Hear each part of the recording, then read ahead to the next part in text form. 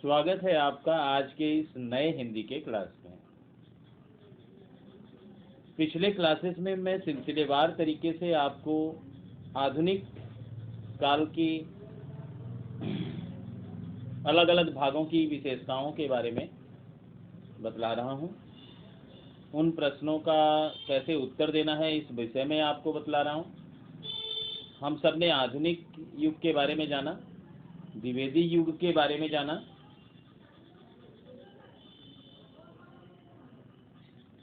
छायावाद युग के बारे में जाना,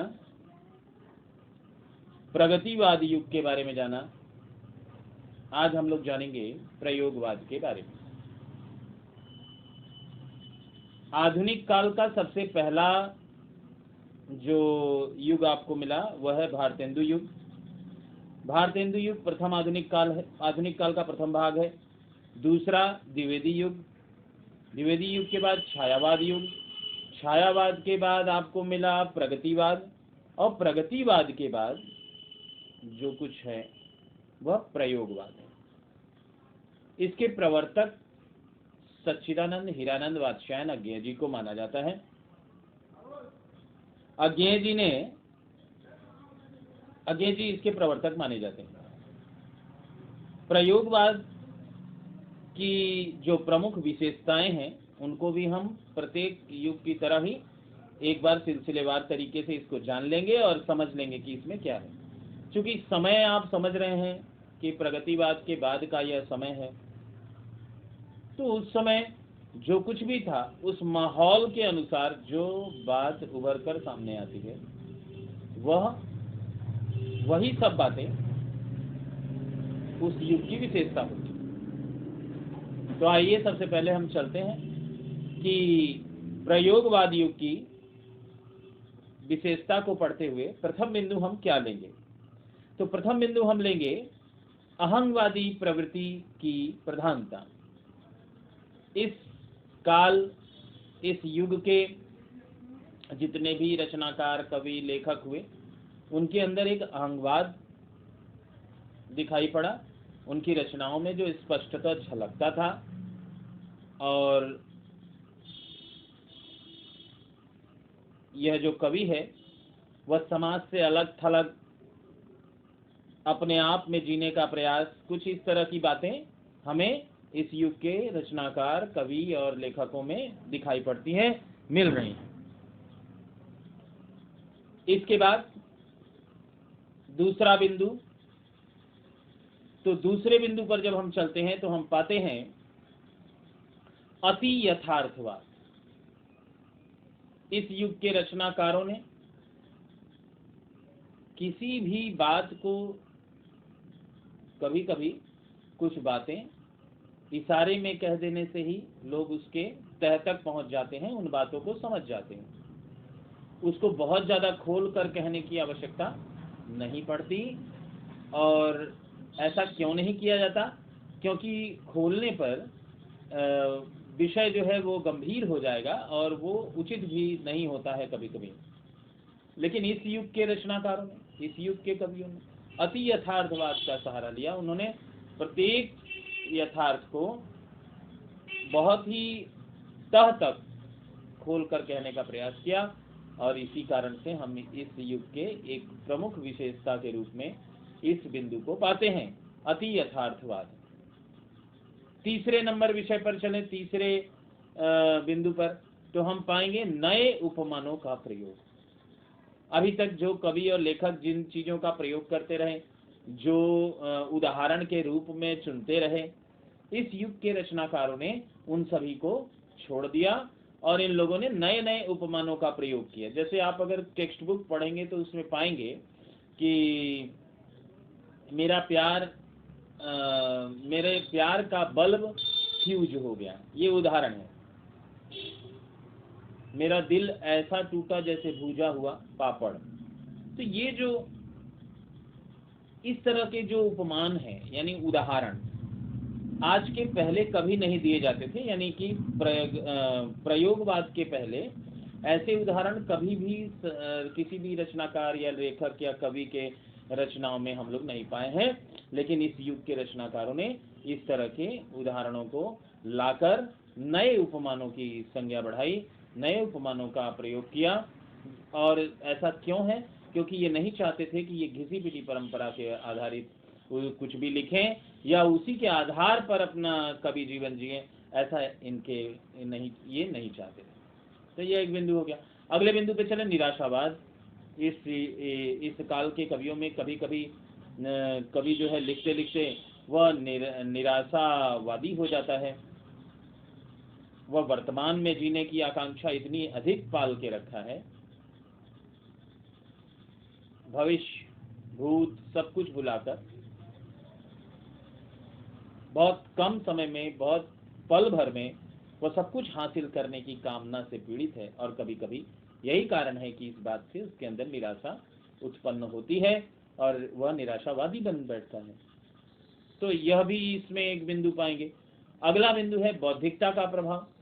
जब भी हम तर्क से, ज्ञान से, पढ़े लिखे लोग अधिक होंगे, तो जब भी हम तर्क का सहारा लेंगे, जब भी हम ज्ञान का सहारा लेंगे, विज्ञान का सहारा लेंगे, किसी बात को प्रमाणित करने के लिए, किसी बात को कहने के लिए, जब हम विज्ञान को, बुद्धि को आधार बनाएंगे, तो वो अति बौद्धिकतावाद से प्रभावित होगा वह युग।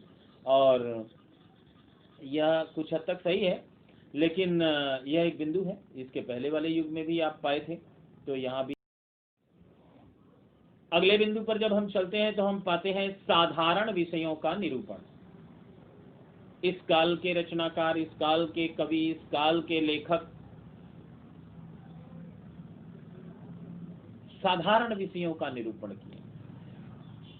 जो भी विषय साधारण थे, आज तक जिनका प्रयोग नहीं किया जाता था, बाथरूम पर, चूड़ी पर, बिंदी पर, टॉयलेट पर,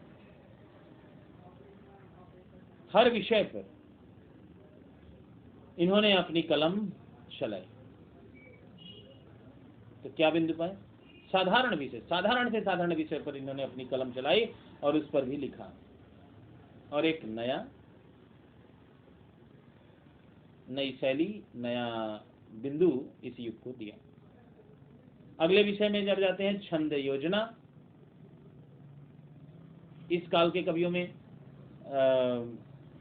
स्वच्छंद होकर लिखने की परंपरा बढ़ी। छंद योजना माने बंधना नहीं चाहते थे। जब अपने विषय को हम लिखेंगे, सभी कवियों में यह गुण नहीं था, सभी कवि ऐसे नहीं थे, लेकिन अधिकतर जो कवि थे वह स्वच्छंद होकर लिखते थे। वो छंद में बंधना, छंद में बंध कर लिखना पसंद नहीं करते थे, जिस कारण से वो छंद मुक्त होकर लिखने लगे। खड़ी बोली में कुछ माने लिख रहे हैं, कभी कभी कुछ कविताएं ऐसी भी प्रतीत होती हैं कि वो कोई कविता नहीं बल्कि कहानी लिखी गई, लेकिन उसे कुछ भी राग, किसी लय, किसी ध्वनि, किसी दोहा, किसी सोरठा, किसी चौपाई, छप्पे, किसी अलंकार में बांधा नहीं है, स्वच्छंद होके लिखे हैं। तो यह छंद योजना का कहीं कहीं हमें कुछ आयोजन दिखता भी है कुछ कवियों में, पर ये स्वच्छंद होके कविता लिखते हैं। अगला, इसीलिए छंद योजना स्वच्छंद भाव है। अगला पॉइंट जब हम जाते हैं तो सामाजिक विषमता का, सामाजिक जो विषमता है उस पर इस काल के कवियों ने व्यंग किया। तो क्या पॉइंट लिखेंगे? सामाजिक विषमता पर व्यंग। इस काल के कवियों ने समाज की विषमता पर, समाज में जो असमानता है, गरीबी, अमीरी, व्यवहारिक असमानता, धार्मिक असमानता, इन सभी बातों पर इन काल के कवियों ने लिखा। इसलिए यह भी एक बिंदु है, सामाजिक विषमता पर व्यंग। इन्होंने इसको बुरा बताया और यह कुछ नहीं होना चाहिए ऐसा भी बताया। इसके बाद विद्रोह का स्वर।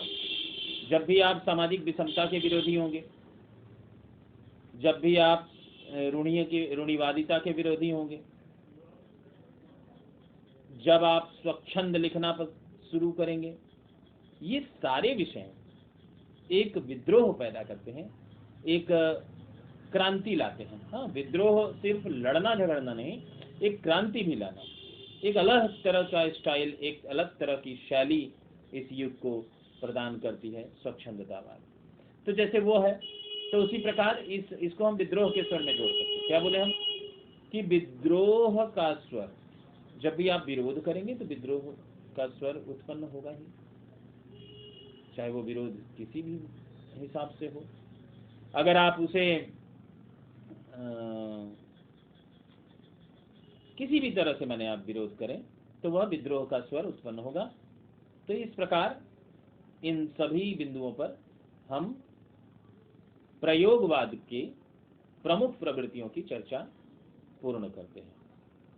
आप अगर किताब, मैंने कहा है कि आप मुझे जब सुनते रहें तो टेक्स्ट बुक के साथ भी कनेक्ट होइए। ऐसा करने से ही आप एक सही उत्तर तक पहुंच पाएंगे, क्योंकि मैं आपको यहाँ कुछ हमारे बाउंडेशंस हैं, कुछ टाइमिंग का ध्यान रखना पड़ता है, तो इन सब कारणों से बहुत सारी चीज़ें छूट जाती हैं, नहीं बता पाता। कोटेशंस आपको देखने होंगे, कोटेशंस बिना उत्तर कभी अच्छा नहीं होगा, इस बात का ध्यान रखें।